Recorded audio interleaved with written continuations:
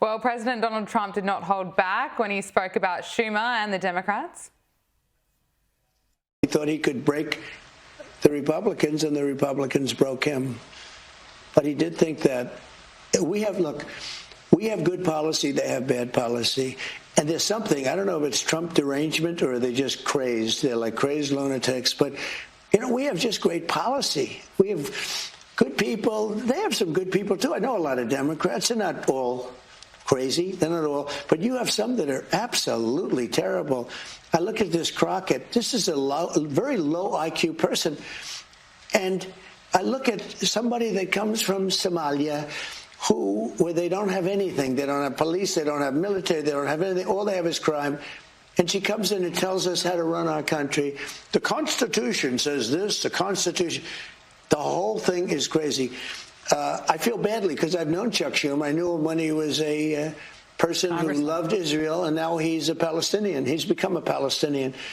And it's amazing. I've never seen a politician change so much. Also, he doesn't have, he was a pretty talented guy. He's lost his talent. He doesn't hold back, does he, CJ? He doesn't at all.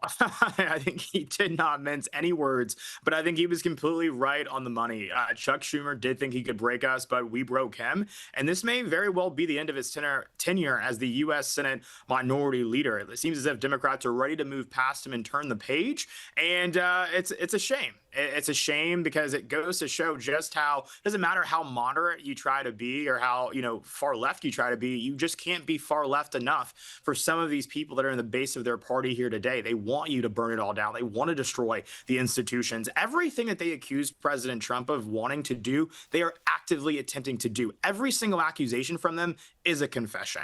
And so I think that that's exactly why Chuck Schumer's fell out of favor with this party. Is exactly why you see them, hoisting up people like Jasmine Crockett as the face of their party, because she is now the face of their party. Mom Donnie is the face of their party now. That's the they chose, and that future will be their undoing. But you know what they say, when your enemy's in the middle of making a mistake, let them, and I'm proud to do it.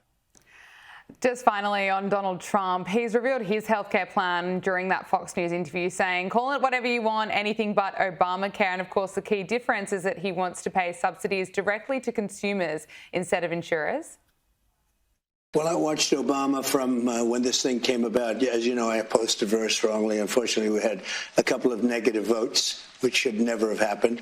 But I said it's going to be a disaster, and I was exactly right. The premiums have gone up like rocket ships, and I'm not just talking about recently. I'm talking about for years they've been going up. And he said premiums will go down. Everything will be wonderful. It's horrible health insurance at a very high price. And what I want, and probably what you're alluding to, is the fact that I want, instead of going to the insurance companies, I want the money to go into an account for people where the people buy their own health insurance. It's so good. The insurance will be better. It'll cost less. Everybody's going to be happy. They're going to feel like entrepreneurs. They're actually able to go out and negotiate their own health insurance. And they can use it only for that reason. That's the beauty, only for that purpose. And if we did that, that would be so exciting.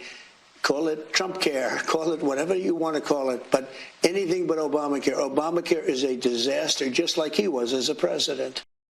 CJ, what do you make of what Donald Trump had to say there, promising Trump care? Again, it's just more common sense. We get government out of the equation, things just tend to work out a whole lot better. And that's what the president's proposing. Let's empower, consumers to make the healthcare decisions that, fit them and their families and their lifestyle. And let's stop parenting them using, Big Sam as the vehicle to do it. And so I think that this is definitely a welcome proposal. I think the cost of healthcare in this country is a shameful thing. And I think that we have to address that with a solution. And I think many folks on the right have begun to say that because there is an affordability crisis in this country. Things are just too damn high, and healthcare is one of them. And I'm glad to see the president prioritizing an approach that will actually solve this problem, not just put a Band-Aid on it. Now, CJ, as someone who's key in the MAGA movement, I want to talk about the infighting that's happening. It seems to be blowing up, especially after Tucker Carlson interviewed Nick Fuentes, who has, of course, said the most disgusting racist things that you could ever imagine. Ben Shapiro is slamming Tucker Carlson for platforming him. There are plenty of others that are all fighting publicly against one another. On the one hand, I, of course, think that it's great that Ben Shapiro is highlighting some of the vile things that Nick Fuentes has said, because that seemed to have been missed by Tucker Carlson in his interview.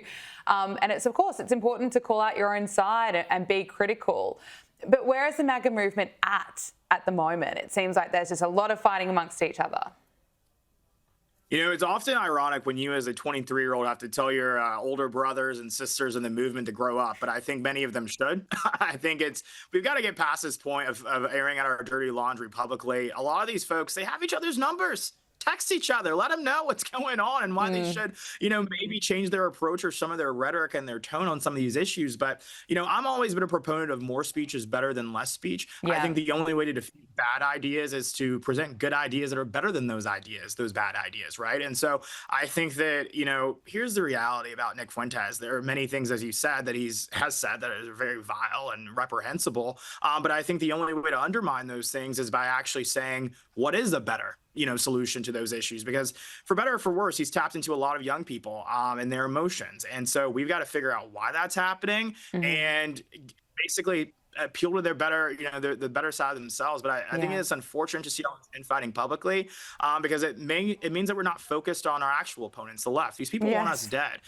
As we covered, earlier in this segment, these people are actively, mocking the death of Charlie Kirk, firebombing, pipe bombing Republican conservative events. Why aren't we talking about that? Why are we not aiming all of our fire at them? And so that's my concern with this. I'm saying condemn bad people, condemn bad ideas, do that if you please, but let us not lose sight of the actual enemy in all of this and what they want to do to this country. Yeah, I couldn't agree with you more. Just finally, actor Billy Thornton is calling out celebrities who bring politics to award shows. He made these comments on the Joe Rogan podcast, who also slams celebrities that want to talk about politics when they're accepting an award. Unless you have really studied stuff and really know about a subject fully, who the hell would want to listen to an actor or a musician talk about politics? You know what I mean? It's, are we supposed to follow this? I mean, if we are, what if they lead you down the wrong road? CJ, maybe celebrities are getting it. I mean, just last week we heard from Jennifer Lawrence, who seemed to be reading the room. She's now stopping speaking about her anti-Trump beliefs. Maybe they're following the Sydney Sweeney model, it sounds like. What a trailblazer and leader Sydney has become. As Sydney said, when people, when she has something to say about something that she's passionate about, that she cares about, people will know. And also, too, I think she'll say it when people ask her to say it. And I don't think anyone's asking for any of these actors or actresses to weigh in on fiscal policy or healthcare reform in this country or the state of the Middle East, because frankly, I don't think Jennifer Lawrence is much of a subject matter expert on that. And so I'm glad that they finally discovered some humility, and that's rare in Hollywood, rare in Los Angeles. But it's, hey, credit where it's due. An epiphany delayed, I guess, is not one denied. So God bless them. CJ Pearson, great to speak to you as always. Thanks so much for joining us. Good to see you, my friend.